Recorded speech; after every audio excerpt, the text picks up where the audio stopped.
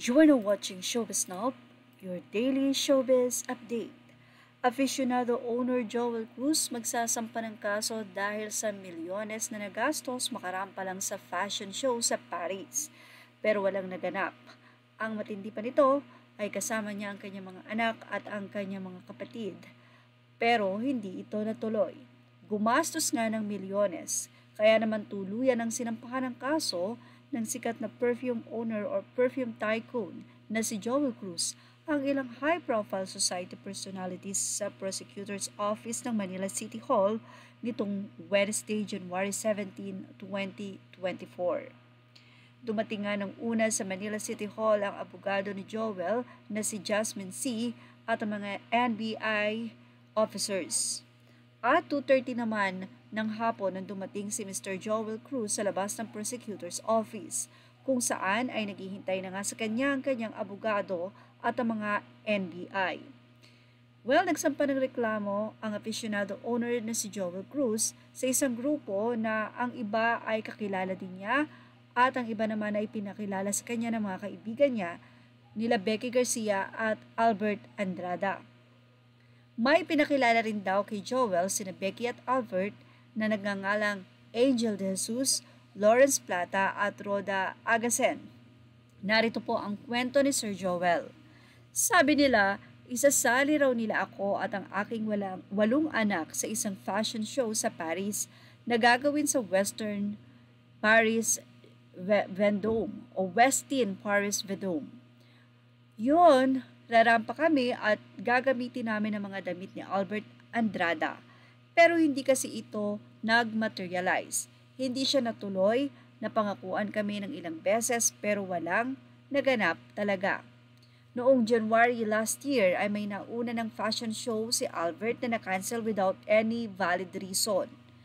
January 23, kinancel nila ang fashion show, wala namang valid o magandang dahilan na ibinigay sa akin or walang reason. Pero nakabili na ako ng mga tickets that time. Business class kami, kaya ang laki rin ng halaga ng ticket namin, ang laki ng ginastos ko. Inabot ng siguro more or less nasa 2 million pesos ang ticket namin dahil 8 bata. Ako tapos yung mga assistant na mga bata, mga kapatid ko, pamangkin ko, yaya, mga 19 or 21 kami na pasahero. Yung cancellation, mga umabot din ng kulang-kulang 500,000 pesos. Yun ang cancellation sa Emirates. Ngayon, nagbayad ako. Sabi nila, pinagbabayad ako ng 4 million pesos para sa pag-participate ko sa fashion show. Rarampa yung mga bata at ako para kay Albert Andrada. Actually, kahit nga damit ni Albert Andrada, para sa amin ay walang nakita. Kahit design nga ay walang naipakita. Yan nga ang napakalungkot na kwento ni Sir Joel Cruz. Bali, nagbuo raw ng isang business ang grupo ni na Andrada at doon ay nagbayad nga siya ng 4 million pesos. Na-cleared yung cheque, nasa kanila yung pera na 4 million pesos, pero walang nangyari, walang naganap. Alam mo, noong June 2023, lumipad kami ng Paris para sa July Fashion Show. Mga ano yon, Emirates via Dubai. Pagdating ko ng Dubai, may text message ako na natanggap na cancel daw yung fashion show. Yan ang say ni Joel. Galing daw kay Becky ang text na natanggap niya na cancel na ang fashion show. Yun kaya ang sabi ko, ano ba ito? Sana sinabi sa amin earlier para hindi na kami umalis. Lahat daw sila ay nakarating sa Paris at pagdating nila sa airport doon ay kinunan agad ni Joel ang 4 na malalaking boxes na dala nila. Mga damit daw yun na ipinagawa ni Joel sa kanilang designer para sa mga kapatid niya na manonood ng fashion show sa Paris.